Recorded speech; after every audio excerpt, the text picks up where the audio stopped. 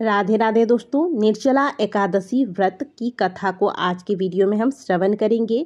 निर्जला एकादशी व्रत के महत्व के बारे में स्वयं भगवान श्री कृष्ण के कहने पर नंदन व्यास जी ने युधिष्ठिर तथा अन्य पांडवों को इसका महत्व बताया था। तब व्यास जी कहने लगे कि हर किसी को एकादशी का व्रत रखना चाहिए। एकादशी के दोनों पक्षों में भोजन नहीं करना चाहिए। इसके बाद द्वादशी को स्नान पूजा करने के बाद भोजन ग्रहण करना चाहिए। तब भीमसेन व्यास जी से कहने लगे कि हे पितामह, भ्राता युधिष्ठिर, माता कुंती, द्रौपदी, अर्जुन, नकुल, सहदेव आदि एकादशी को भोजन नहीं करते और मुझे भी ऐसा ही करने को कहते हैं, लेकिन मेरे लिए भूखा रहना मुश्किल है। इस पर व्यास जी ने कहा कि हे भीमसेन, यदि तुम नरक को बुरा और स्वर्ग को अच्छा समझते हो तो प्रत्येक महीने की दोनों ही पक्षों की एकादशी तिथि पर अन्न का त्याग करो। भीमसेन कहने लगे कि हे पितामह, मैं तो पहले ही कह चुका हूँ कि मैं भूख सहन नहीं कर सकता। अगर साल भर में ऐसा कोई व्रत हो जिसे करने से मुझे स्वर्ग की प्राप्ति हो, नरक की यातना से मैं बच सकूं, तो ऐसा कोई व्रत मुझे बताइए। इस पर व्यास जी ने कहा कि हे पुत्र, ज्येष्ठ मास के शुक्ल पक्ष की जो एकादशी आती है उसका नाम निर्जला है। तुम उस एकादशी का व्रत करो। इस एकादशी के व्रत में स्नान और आचमन के सिवा जल वर्जित है। आचमन में 6 मासे से अधिक जल नहीं होना चाहिए, अन्यथा वह मदपान के समान होता है। इस दिन भोजन नहीं करना है, क्योंकि भोजन करने से व्रत नष्ट हो जाता है। यदि एकादशी को सूर्योदय से लेकर द्वादशी के सूर्योदय तक जल ग्रहण न करे तो उसे सारे एकादशियों का व्रत फल प्राप्त हो जाता है। द्वादशी को सूर्योदय से पहले उठकर स्नान आदि करके ब्राह्मणों का दान आदि देना चाहिए। इसके पश्चात भूखे तथा सत्पात्र ब्राह्मणों को भोजन कराना चाहिए। इसके पश्चात स्वयं व्रत का पारण करना चाहिए। इससे पूरे वर्ष भर में किए गए एकादशी के बराबर ही फल की प्राप्ति होती है। व्यास जी कहने लगे, हे भीमसेन, यह मुझको स्वयं भगवान ने बताया है। इस एकादशी का पुण्य समस्त तीर्थों और दानों से अधिक है। केवल एक दिन मनुष्य निर्जला रह के पापों से मुक्त हो जाता है।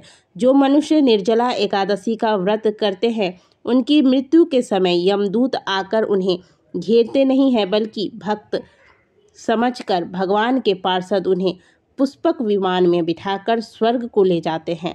अतः संसार में सबसे श्रेष्ठ निर्जला एकादशी का व्रत माना गया है। इसलिए यत्न के साथ इस व्रत को करना चाहिए। उस दिन ओम नमो भगवते वासुदेवाय मंत्र का उच्चारण करना चाहिए, गौदान करना चाहिए। इस प्रकार व्यास जी के आज्ञानुसार भीमसेन ने भी इस व्रत को किया।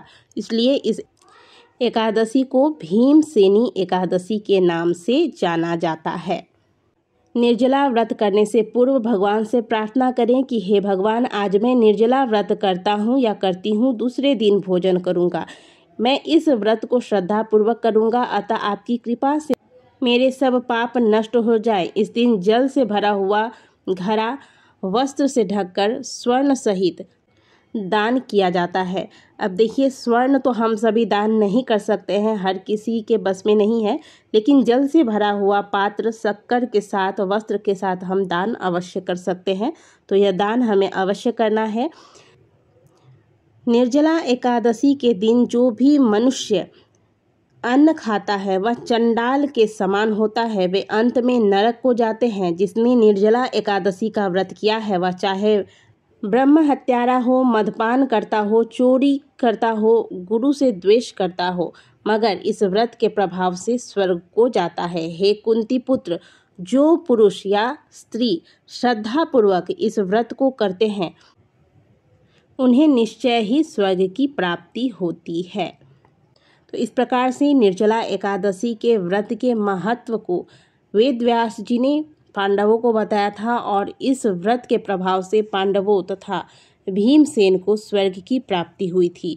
इसीलिए इस एकादशी को पांडव व भीमसेनी एकादशी के नाम से जाना जाता है। इस एकादशी पर चाहे आप पूरे साल भर में एकादशी का व्रत ना रखते हो, लेकिन इस एकादशी के नियमों का पालन आप सभी को, हम सभी को करना चाहिए। व्रत ना रख सके तो कम से कम, यदि आप 24 घंटे का निर्जल व्रत नहीं रख सकते हैं तो कम से कम 12 घंटे यानी कि दिन भर निर्जल व्रत रखकर शाम को आरती वगैरह करने के पश्चात आप जल ले सकते हैं। इस प्रकार का संकल्प करें। ये भी नहीं हो सकता है तो केवल फल लेकर व्रत करें और जितना हो सके आज के दिन हरि नाम कीर्तन करें, भगवान के व्रत की कथा को श्रवण करें। कथा श्रवण करने के पश्चात उनके नाम का जयकारा लगाया जाता है। तो कमेंट बॉक्स में श्री हरि विष्णु के नाम का जयकारा अवश्य लगाएं। ओम नमो भगवते वासुदेवाय।